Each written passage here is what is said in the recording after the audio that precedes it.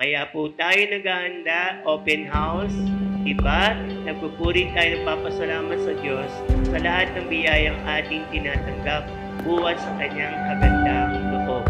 Yan ang kahalagahan po ng pagsisimba at yan ang diwa po ng kapistahan.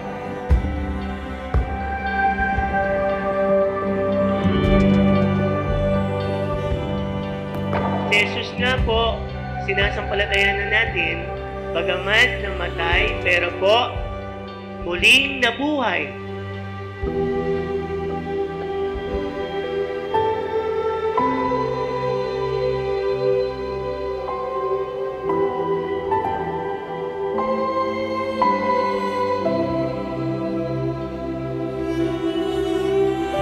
Diba sabi ng Panginoon, Ego eimi o artos sui ergatai tu orado. I am the bread of life that comes down from heaven. Batid naman natin lahat, yung ating tatanggapin mamaya ay hindi ordinaryong tinapay. Sino nga po yun? Si Yesu Cristo. Alam po ba ninyo, ang banal na Eucharistia, sign of unity and bond of charity. At sa banal na misa, tayong lahat ay napapalapit sa isa't isa at napapalapit tayo sa ating Panginoon. Amen po ba yun?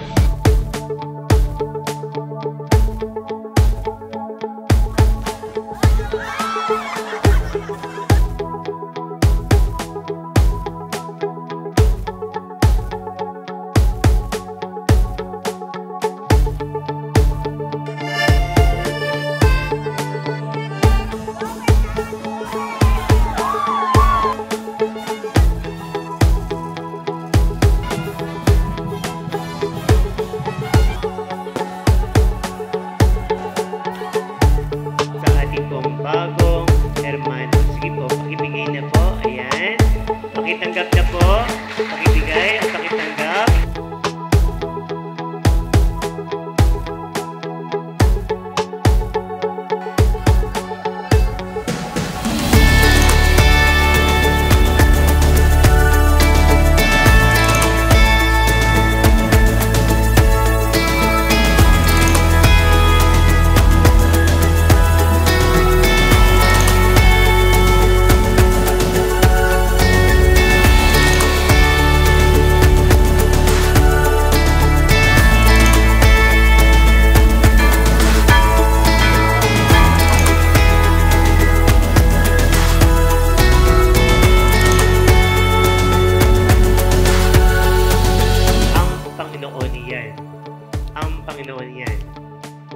Dito natin matatagpuan ang ating Panginoong Jesucristo sa tahanan ng Diyos.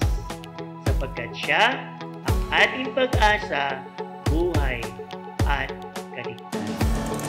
Ngayon at magpasawalang hanggan. Amen.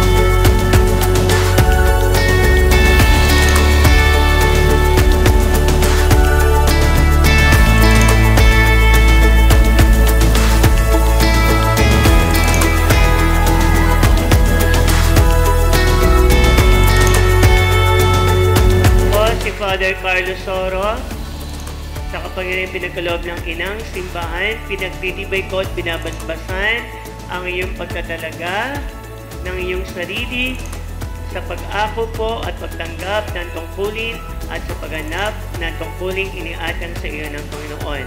Sa ngalan ng Ama at ng Anak at ng Espiritu Santo,